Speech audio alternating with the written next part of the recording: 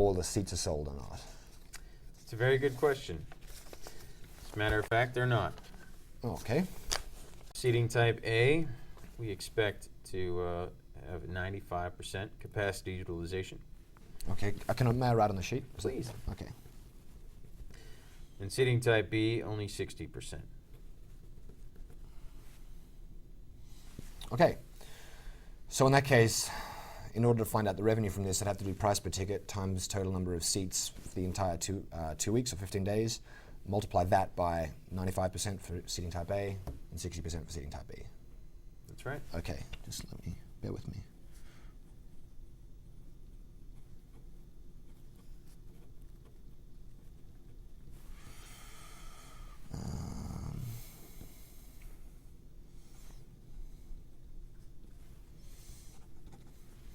Okay, so I've got nearly 6 million total occupied seats for A, and for B,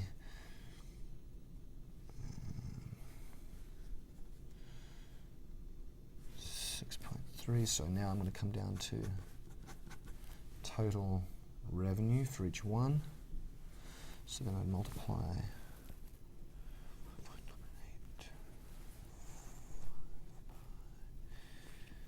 5.98. And I'd come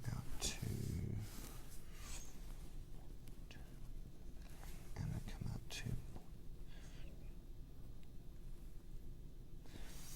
okay, so it looks like I'm coming out, I've rounded these numbers down slightly, if that's all right. So for A seating, it looks like I'm pulling in around 1.25 billion, and for B, about 0.75 billion. So approximately, I'm looking at a $2 billion revenue overall for tickets. That's correct. That sound about right? Ballparking a little bit, but so let's look at this then. Right now for TV, I'm actually just going to rewrite this for the revenues, just to make it clearer. Tickets, merchandising, and the fund. So going over this, for TV, we're pulling in $3 billion. And tickets, we're pulling in $2 billion. Merchandising, we're pulling in $0.9 billion, and the fund, we're pulling in $1.1 billion. So adding all this up, here we've got we're looking at $7 billion revenue, which is unfortunately a long way short of the $15 billion direct costs.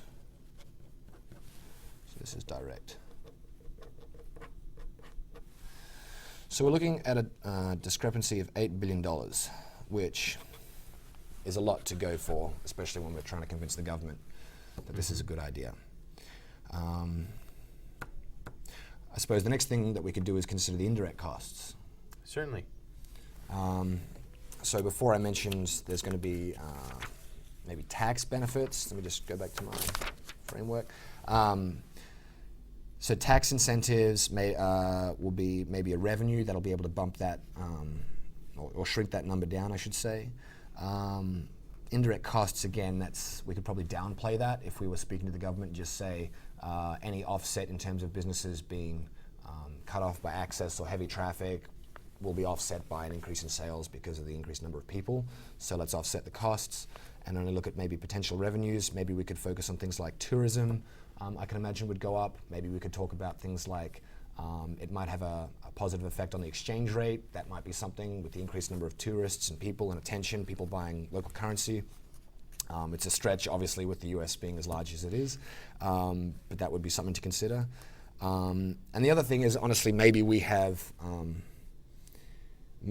underestimated the amount of merchandising that might go on. TV's pretty set in stone, I would imagine. This is going back to direct, so TV's pretty set in stone. The fund, I'm guessing, is pretty set in stone. Tickets, unless we're going to build bigger stadiums, but that's going to increase costs more, so probably not looking at that. Again, merchandising might be the way to go. Again, the other things that we could do is looking at the seating capacity. We can try and do things to bump that up. That could help substantially. We're running at 60% capacity right now for B. We might be able to get closer to 4 billion. That's another billion that we could take off. Those are the things that I'd be focusing on. Finally, the obvious one is just increasing the price per ticket. I'm not sure why people wouldn't want to pay a little bit more for the Olympics, especially if they're in LA, but that would be another option to consider. Do you feel that these would close the $8 billion gap? I think it would close the gap. I don't think it would, or should I say, I think it would narrow the gap. I don't think it would close it entirely. We're still looking at making up, a huge portion of the cost, the direct costs. Well, I think it's a stretch. historically, Olympic Games are rarely profitable directly to the city that hosts the games. However, indirectly, it's been shown the Olympic Games can be both fiscally and emotionally beneficial for a city. Mm-hmm. What do you think are some of the reasons that might be the case?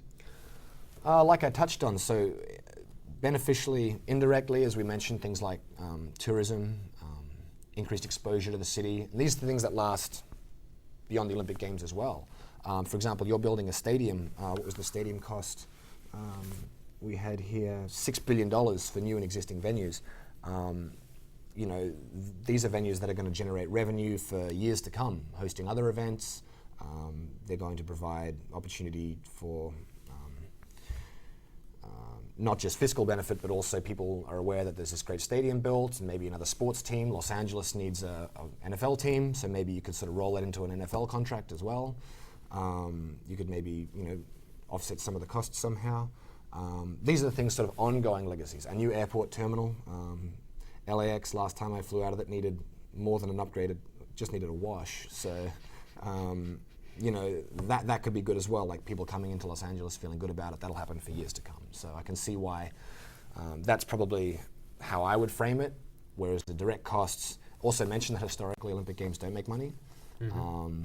But let's focus on the indirect costs and how much benefit, or the indirect benefits, I should say. That would probably close that gap, if not make it overall a worthwhile investment. That's how I would focus. All right, why don't you wrap it up for me? Sure, just give me a sec.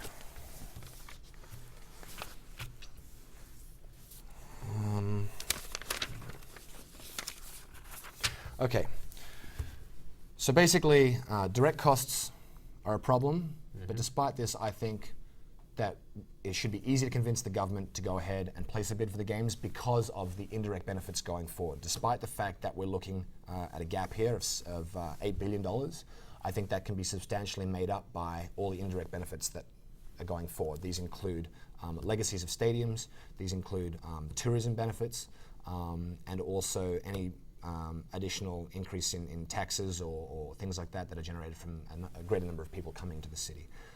I think that's the angle we should take. I think it's an exciting opportunity, and we shouldn't have too much problem convincing them to go for it. Excellent. Thank you. Thank you, sir.